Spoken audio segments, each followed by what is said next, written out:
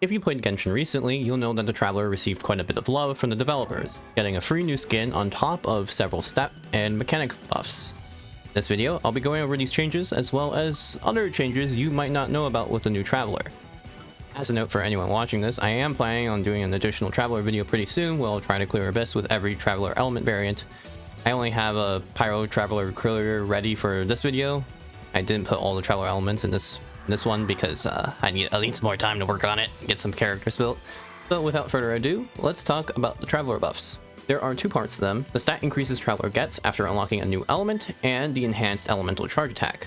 The stat increases are by far the most game-changing buffs that Traveler received this patch. We got 20% attack, defense, HP, ER, 60 EM, and 10% crit rate. We'll also receive 20% crit damage in the future once Crowd Traveler becomes unlockable. And yes, you receive all of these stats regardless of which element your Traveler is aligned with, though this was bugged initially. This is a lot of substat value Traveler received, and only further increases the damage they could do before, which isn't necessarily a whole lot, I understand, but Traveler DPS could clear Fearless difficulty in Stygian at some point, so yeah. As for the enhanced charge attack, it's kind of a mixed bag. First of all, the cooldown for the attack is 15 seconds for all of them, which generally doesn't match any of Traveler's cooldowns outside of AMC and GOMC burst. Every other cooldown with regards to elemental skills and the other 4 bursts that I didn't mention don't match timing wise whatsoever. Some of the activation conditions are also completely unplayable. I'm looking at you, Pyro MC. Why the hell do I need to be able to activate 2 Night Soul bursts every 15 seconds to get this charge attack every rotation when Pyro MC can't even activate Night Soul burst on their own because they haven't passed the Natlan citizenship test yet? Not like that would matter though, since the cooldown on Night Soul burst is 18 seconds with one character, and in order to get 2 per, you say, I don't know, a 20-second rotation, you need 3 Natlan characters to get the cooldown timer for Night Soul burst down to 9 seconds. Or you just get Shalonen, who is the only character that can activate 2 Night Soul bursts per rotation on her own thanks to her passive. An honorable mention for this depravity is HMC's condition. While HMC can activate the condition on their own, do you really want to stand like a dumbass while you shoot the nerf super soaker towards your enemy? No? Didn't think so. Farina is effectively needed as a result for this to really make any sense to use, and the other 4 elements enhanced charge attack conditions are a bit better. That said, I find it absolutely hilarious they put a 15-second limit on Electro MC's charge attack. Like, are you really going to be able to fire off 3 elemental bursts much faster than 15 seconds? The lowest burst cooldown is 12 seconds anyway, and the only way to get any lower is to have very specific constellations on certain 4-star and 5-star units or spec in Animo Resonance. There are some curious interactions with these enhanced charge attacks though. To clarify, the damage it deals, all increases apply twice, since Traveler's charge attack is a 2-hit attack. For example, in the case of Pyro MC, you get an extra 400% motion value with the enhanced charge attack compared to the normal version because it applies 200% extra value for each hit, and that gets multiplied by 2.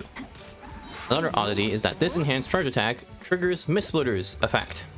Despite the weapon clearly stating it will only give a stack upon an elemental normal attack hitting an enemy, every version of the enhanced charge attack for Traveler will generate a stack on Mistsplitter. This doesn't work for Lo-Fi, as far as I can tell. This is a specific bug only Mistsplitter has. Is it nice? Definitely. It means that all elements can proc the full effect without needing external infusers, whereas before, only half of them were able to do so. Outside of this unintended feature, all the enhanced charge attacks also have some kind of extra effect or trait besides the Pyro one, like the Electro one generating another amulet, or the Dendro one spawning 2 Vine cores that provide additional Dendro application. Speaking of application, the enhanced charge attack has a completely separate ICD from the normal attacks, meaning that you'll likely get a reaction on the first hit of the CA and none on the second. This works a bit differently for AMC given the multiple reaction sources, but otherwise holds true for the other 5 types so far. While doing this ICD testing, I found out something pretty buggy. Pyro Lumine specifically had her ICDs changed while using the C6 conversion. In the past, Traveler had the normal and charge attacks share an ICD timer. This still holds true for Ether, as you can see here. When N2C is performed, the first normal attack and the second hit on the charge attack vaporize. That makes sense because it's following the 3-hit ICD rule, since the 2.5 second CD doesn't apply here due to how quick the attacks come out, at least for the single N2C chain. However, Lumine acts differently. with the C6 Pyro conversion when the skill is active. Instead of the second hit on the charge attack vaping, the first hit vapes instead. This shouldn't be possible if the normal attack and charge attack strings share an ICD timer, which leads me to believe that they no longer share one. I did a test on the dummy in Astra to see the timing of the vapes and got the following. Obviously, this log isn't that readable on its own without parsing through it, so I put some labels on the side here. The combo string I'm doing here is tap E into N2C and 1C spam. On Ether, this guarantees that the second charge attack vaporizes. Here though, as you can see, Lumine vaporizes the second charge attack about half the time, with it alternating every N2C and 1C string. Additionally, the N1 vapes half the time as well.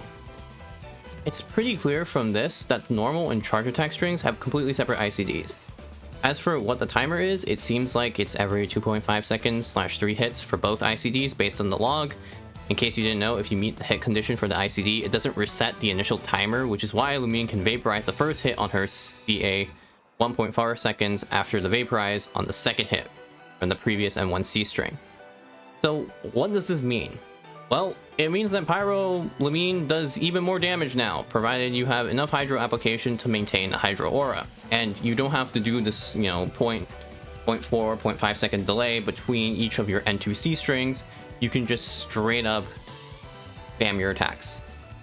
Even though you don't vaporize the second hit on the charge attack consistently anymore, every time you don't vaporize that hit, you instead vaporize N1 and the first hit of the charge attack, which has a higher total scaling than the second charge attack hit alone. This makes it even harder to use her for melt-based teams, though I like to point out that Pyro MC, independent of which one you chose, overtakes Cryo Aura extremely quickly. This change to Pyro Lumine is also independent of whether or not you have gotten the skin. It's been changed for all accounts with her. That isn't to say Ether didn't get his own specific buffs. Ether's punch attack on his new skin is faster compared to the old skin. This is something Lumine didn't receive and is potentially useful for Ether to utilize in plunge-based comps, since you can probably get 1 or 2 more out during a Shen Yun buff with the shortened plunge animation timing. Are these things bugs? Perhaps. Will the devs fix them anytime soon? Doubtful. After all, they only recently fixed the passive bug with EMC, so yeah. Thank you to the following individuals who helped out during these tests. I really appreciate you spending your time to test some niche stuff. This pretty much ends off all of the random things I found out with Traveler and their buffs. Even though I'm planning on uploading a Traveler video soon showcasing each element, and so won't be doing so in this video, I wasn't going to leave you all watching empty-handed. Last Abyss cycle, I attempted to do Vape Dragon Strike with Pyro MC, in this particular comp with Shalonin, Shincho, and Bennett. It's probably the most fun I've had recently in Genshin, so I hope you enjoy the Abyss run.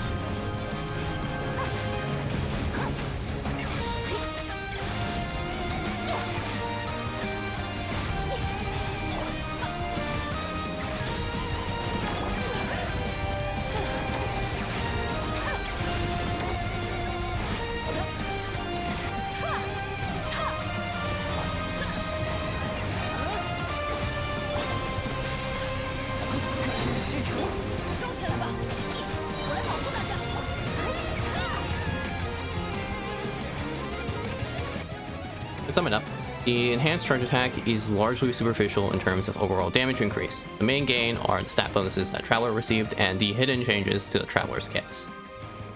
I hope you enjoyed this video, and be on the lookout for another Traveler video in a little bit. Thank you for watching, and see you next time.